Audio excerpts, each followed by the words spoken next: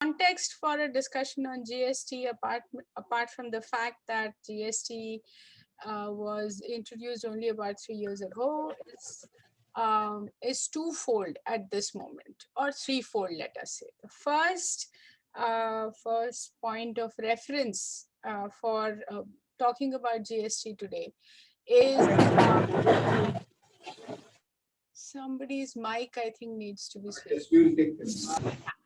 So, so the first point of reference is revenues in the context of COVID have taken a hit across the board for both center and state governments. And since revenues are a critical concern for governments, and since indirect taxes constitute a fairly large chunk of total revenues of the governments in India, specifically state governments, it is important to understand and to see where GST is going, because clearly we would need to look at more changes in GST going forward. So that's one reason why we should be talking about GST. Second reason we should be talking about GST is the Finance Commission has recently given its report and has asked the center and the states to re-examine GST and to find ways of augmenting not just GST revenue, but all other revenues in the country, so that we move from a 16% tax to GDP ratio to about a 19.5% tax to GDP ratio, which is a very steep, sharp ask. So that's another reason why discussions on GST are important. The third aspect of this whole context is in the last 4 years, apart from GST, we've had two major shocks to the economy, one in the form of demonetization, the other in the form of COVID-related lockdown and subsequent imbalanced or non-proportionate recovery coming out of COVID. So all of this has necessarily meant some changes in the structure of the economy, on which we are not yet equipped to find empirical estimates. But in that context too, what we do with GST is perhaps an important question to worry about. So with that background, what I'll do is quickly run through what I had proposed to present to you, and then we can take up any questions and issues that people would like to talk about. So just 1 second. Yeah. The challenges, since we are talking about GST and the need for change going forward in GST, I thought we'd start by talking about what are the challenges that the GST system faces vis-a-vis reforms, because it need not be emphasized enough that the GST system as it stands today is not adequate either in terms of revenue performance or in terms of coverage and structure and so on. So that the challenges that reforms to GST face are broadly the following. The first is that GST regime replaced a number of taxes collected by union and state governments, and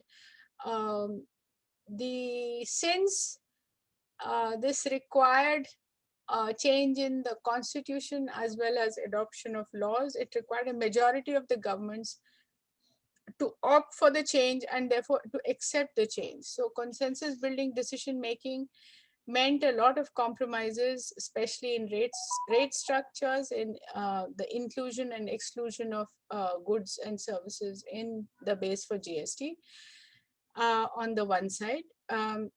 It also led to inversions in duty structures, which means that the inputs have been sometimes taxed at rates which are higher than the outputs, which meant that the input tax credit mechanism sometimes is not adequate to provide full credit for input taxes.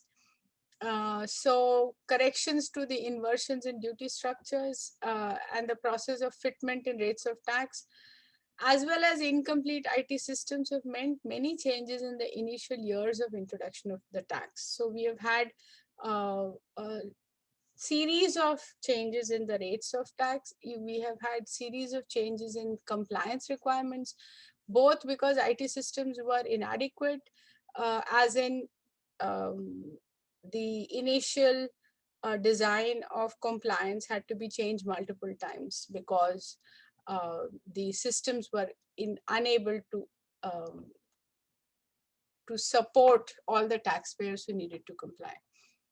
And finally, poor revenue productivity subsequent to the introduction of GST has meant the introduction of more and more intrusive measures of compliance in order to protect revenue. So these are these constitute the background for whatever reforms that we seek to undertake in GST. If you look at the revenue performance of GST, the revenue performance there has been some year-on-year increase with seasonal fluctuations, but the collections, so if you look at the graph, this is the monthly collections. I haven't put in the figures for February, but if you look at the numbers, you find that for between 18-19 and 19-20, the 2 years for which we have full year figures, the revenue collections in 19-20 are not consistently and significantly greater than 18-19. So we do have a significant, we have 3 months where the revenue collections in 19-20 are lower than that in 18-19, basically suggesting that as a revenue generating source, it has not been a stable source. The 2 months in which you find a fall are also the months in which there was substantial downward revision in the rates of tax. The if you look at the revenues for 2021, the first 2 months correspond to the COVID lockdown, so there is a substantial decline or a sharp fall in revenues, but that has been more than made up for. So now we have what is frequently being referred to as unprecedented levels of collection of GST. So if you look at the October to December, we show about over 10% growth in revenues compared to the numbers in 1920. So we are now witnessing a 10% growth. We haven't historically had these kinds of growth rates.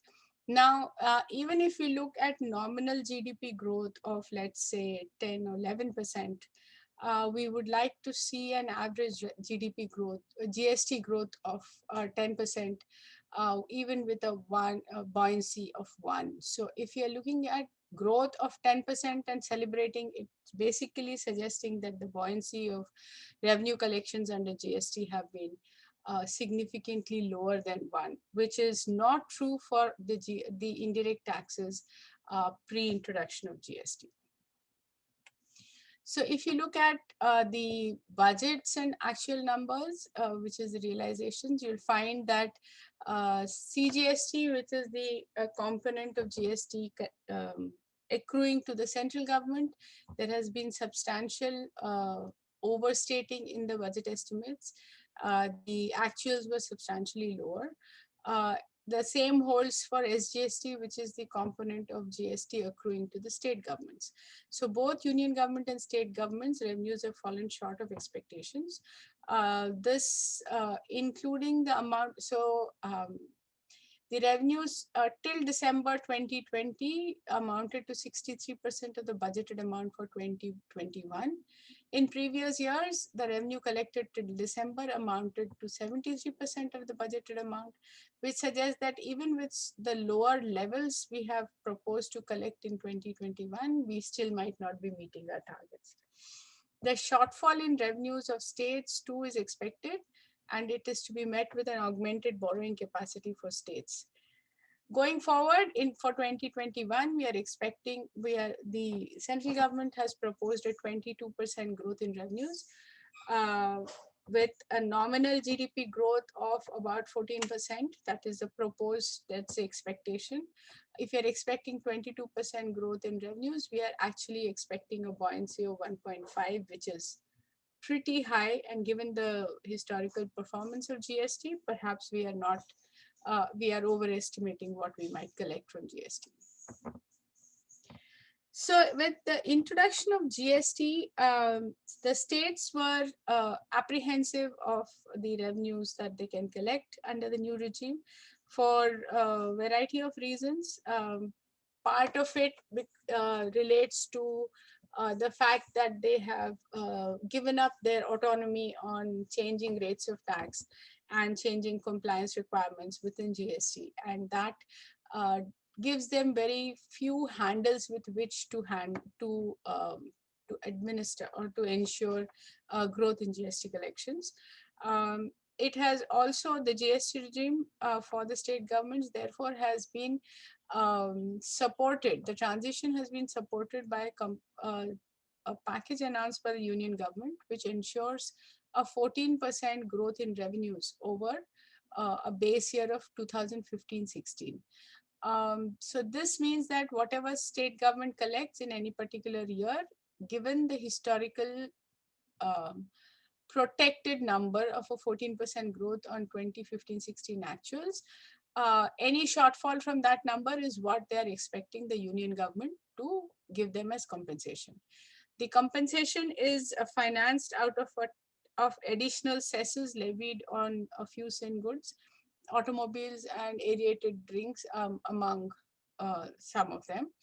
And the revenue collections in the first 2 years were adequate to cover the compensation needs of the states, but over the last, especially in the last year, this number has fallen significantly short, both on account of the COVID shock and on account of the fact that the divergence of state revenues from the 14% commitment has been increasing.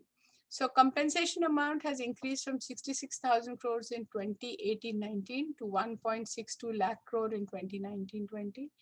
And in 2021, it could be 2.5 lakh crore as per the budget estimates. The compensation package was built on some assumptions of inflation and growth, and with an adjustment downwards in the inflation rates, given the central bank's target of keeping inflation between 2 and 6%. Our average rates of inflation have gone down, and we haven't had very good growth performance either in the last 3 years. So this has meant that a 14% growth in revenue has actually been a super liberal incentive regime for states.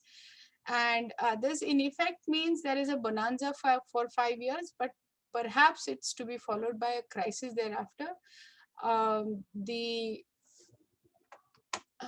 So if to show you a sense of what these numbers are looking like, this is a graph which shows the growth in revenues between 2018-19 and 2019-20 for all states. We have taken the numbers for 18-19 and 19-20 because these are the only 2 years for which you have full year numbers. And you will find that while in special category states, all of the states, pretty much everybody apart from Jammu and Kashmir, have had growth rates above the benchmark 14%. In major or the major states, perhaps 3 of them or 4 of them have reached 14% or crossed 14%. The rest have all shown performances which are significantly lower than 14%. Now, if we expect these trends to continue, then we have a big challenge, because states with growth rates less than 12% account for 60% of the total revenue collected, while those with revenues above 16% account for just 5% of the total revenue collected. So states which are showing poor revenue performance constitute the larger chunk of the states of the revenue. And therefore, moving forward, when the incentive period is over, the consequences can look a little strange.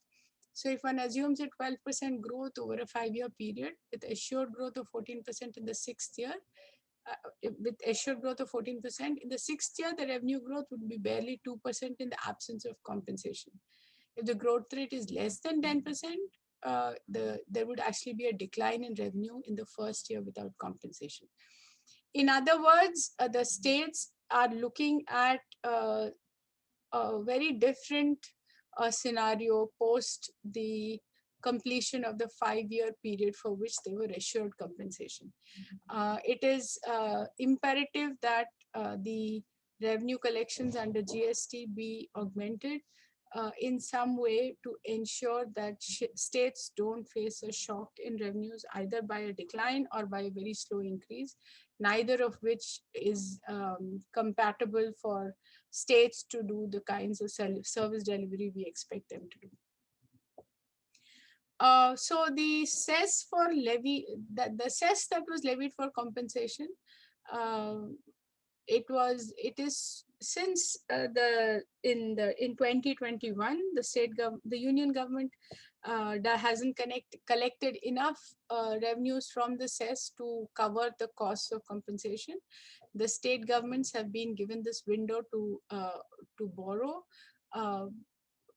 The debt servicing of which loans will be financed out of the cess. Now, this brings us to what is the need going forward of changes in the structure of GST once going into the final years of the compensation period and going forward from there. So basically, one set of issues relate to the rate structure of GST, and the first issue that has been talked about a lot with very little movement on decisions is how to treat petroleum products. Currently, petroleum products are not a part of GST. And the center has been utilizing this to generate a non-shareable cesses in the last financial year in a major way. Excise collections, for instance, are the only head that has reported positive and substantial growth in this fiscal year. So this is as states to collect a substantial amount of revenues from petroleum products, and that was the reason why they were not brought into the base for GST to begin with. Now, there are two arguments that are presented on how the petroleum products should be dealt with. The first argument coming from a growth development perspective says that taxation of petroleum products, especially those which constitute inputs into any sector in the economy, contributes to cascading, and that introduces distortions. And if we want an efficient tax regime which doesn't influence decisions, then we would like to see petroleum products too to be brought into the base for GST. That doesn't necessarily hold for petrol, because petrol is not an input, but most other petroleum products like diesel, aviation turbine fuel, crude oil, these are all serving as inputs into some other activity, and therefore potentially they should be brought under GST. The assumption being that a more rational, a more efficient tax regime and a non-discretionary, non-distorting tax regime is desirable for augmenting investments and better growth in the economy. So that is one position that can be taken. Second position related to this first position is to ask whether taxes, this is a more general kind of a position, whether taxes should be used. We can come to this in the third. So let's do the second one and then we'll come to this as the third. The second position to take relates to carbon emissions commitments that the governments have made, and therefore the need to move away from fossil fuels and to look for other sources of energy for the economy. And in that context, both as as a way to reduce the demand for fossil fuels. A higher tax on fossil fuels can be supported. So you can call it a green tax if you would like, or a carbon tax if you would like. Although the way our fossil fuel taxes are structured, they are not engineered, they're not geared or estimated to address the carbon emission content of different fuels. But this is one argument that can be presented. It can also be argued that if we want a transition away from these fuels, then this additional revenue should be used to aid the transition, because going forward, this is not a source of revenue that will stay with government. So the governments have to find ways to move away from this fossil fuels as a source of revenue.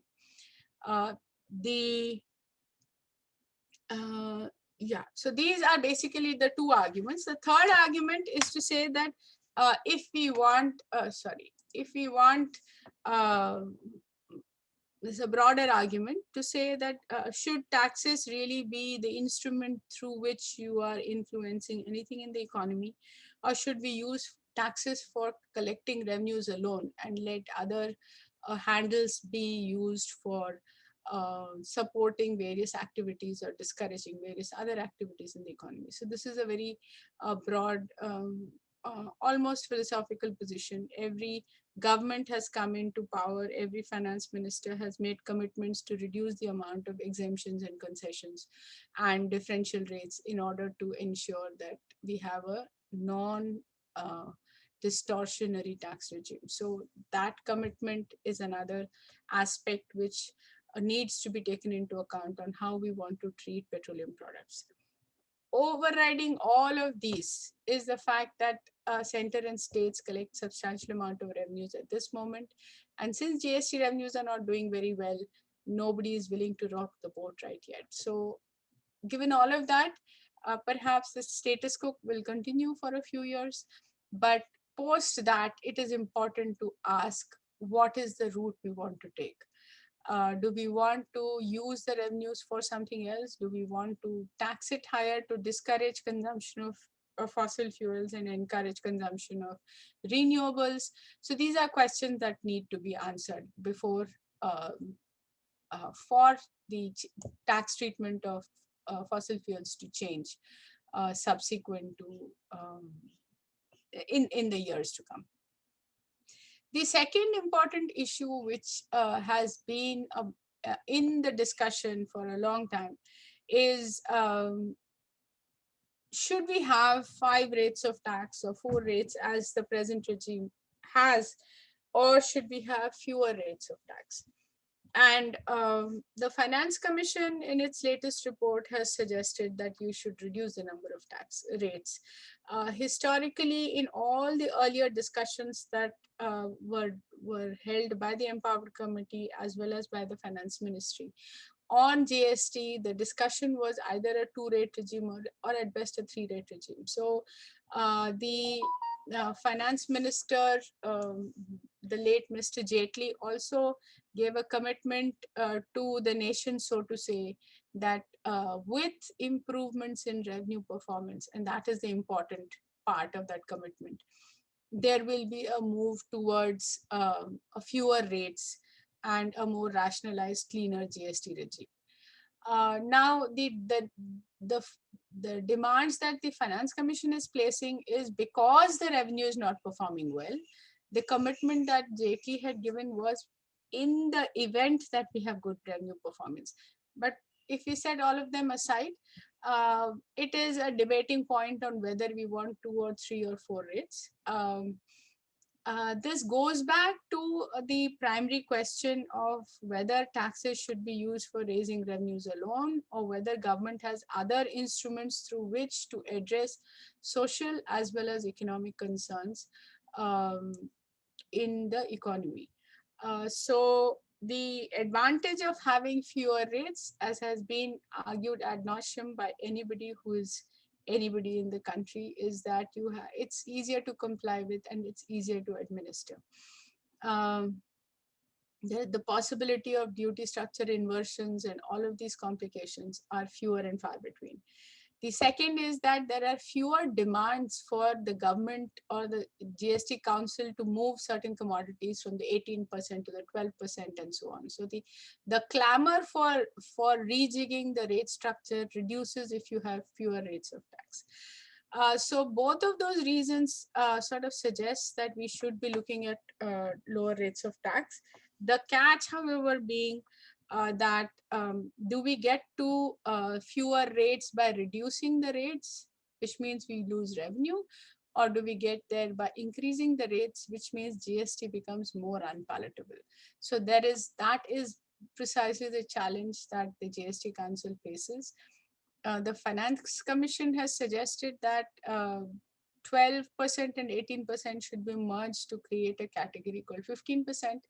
But since the governments can ill afford to lose revenues, 18 becoming 15 doesn't seem like such a great idea, but that is something that the council will have to debate and figure out.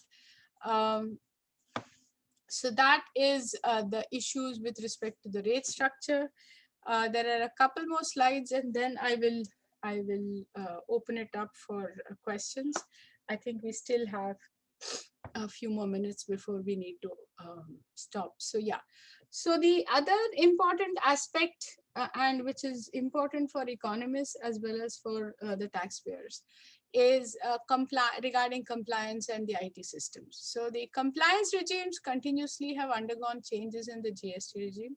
Some of these changes were introduced to improve revenue performance. To give an example, when the GST regime was first introduced, there were three sets of returns, GSTR 1, 2, and 3, which the taxpayer had to fill sequentially. So GSTR 1 was supposed to give information on all sales with invoice-wise information on sales, which would be used to populate GSTR 2, which is a listing of all the input tax credit you could claim. And GSTR 3 would put these two together to give you the net tax liability. Now, if your supplier has not filled GSTR 1, then you are denied credit in GSTR 2 and therefore in 3. So this was supposed to set up a mechanism of self-compliance where the buyer ensures that the seller fills the right amount in the relevant returns. But since the GSTN, the network, could not sustain all the large number of taxpayers trying to upload all of this information into the network, we have had summary returns being replaced, all of these returns being replaced with GSTR 3B, which only provides summary information. So the success of the GST regime, it was expected, was dependent on being able to do invoice matching and ensuring that false credits are not claimed. So that was supposed to be the big ticket winning entry on how we would get better compliance in the GST regime and therefore going forward better revenue performance. So that was what was proposed.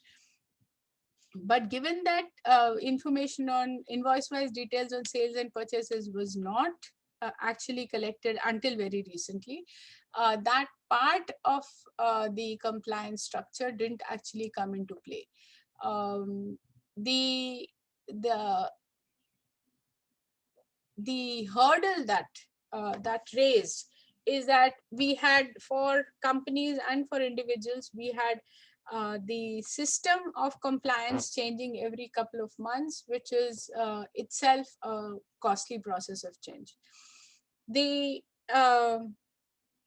As a further attempt to bring better compliance, a system of e-invoicing has been introduced, which means it's a real-time accounting for transactions at the moment for large taxpayers. So it's mandatory for taxpayers with turnover above 500 crores and expected to be expanded to other taxpayers as time goes. So if you see the number of tax invoices that have come in, subsequent to the e-invoicing process, you will find that there is a significant increase. So from, if you see 2019-20, October and November, please remember that October, November are months where only large taxpayers file returns, and in December, both large and small file returns. So the numbers are not comparable across all 3 months. October, November will show smaller numbers, and December will show a substantially larger number. So October, November, this group reports 38 million and 36 million invoices respectively. For October, November of 2021, the numbers are 48 million and 56 million respectively. So this group of 500 crore and above accounted for 48% of revenue. So this should reflect increase in voluntary compliance. It could also mean that the revenue profile of the others has actually deteriorated because we don't find revenue performance increasing in line with the invoices, in line with the growth in invoices. So this is a mismatch that we are now dealing with. We have a large number of, we have sharp increase in the invoices being filed, but we don't have commensurate increases in revenues being reported.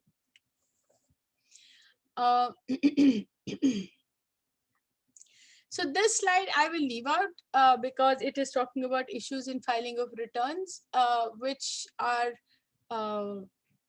you all can have a look at if at some point you want to have a look at. What I want to go to is this final slide, which talks about the sets of issues that span the GST reforms going forward and the impact of GST on the rest of the economy going forward. So let's spend some time talking about these issues. The first set of issues directly related to GST is concerns of fiscal federalism and sustainability of finances. We talked a lot about sustainability of finances, which is basically reflecting on the fact that GST performance has not been very great. We expect things to be a little better going forward, but we just have 3 months of somewhat buoyant revenue performances, which include both voluntary compliance numbers as well as revenues generated from administrative effort by the tax department. So we have not been able to disentangle the two. So we really don't know whether it's revenue performance which has improved or whether it is administrative effort that's bringing in the substantial increase in revenues. So that is the sustainability of finances requiring changes going forward to ensure that we have better revenue performance. The second aspect, which is actually the first aspect, is concerns of fiscal federalism. So on account of the states getting a larger share in revenues, both directly because of direct and indirect transfers. Directly, it gets about 50% of the revenues, and then 40% of central government's revenues go to the states by way of devolution, finance commission devolutions. So states actually stand to gain or lose a lot from how GST revenues perform. But apart from that, there is this entire question of having adopted a regime which is for some reason mandated to be uniform across the entire country. And that means that if revenues don't perform for one or few states, they have very few handles left to deal with the shortfall in revenue. So the big question is, is there a loss of autonomy, and how do we visualize autonomy in this context of post-GST world? That is one set of issues we should be interested in dealing with as economists. The second issue, which is of concern to governments as well as to economists, is does GST bring in more formalization or more informalization? So there is literature to suggest that in fact even Stiglitz has written a paper with with a couple of authors, where they are arguing that a tax like GST actually increases informalization.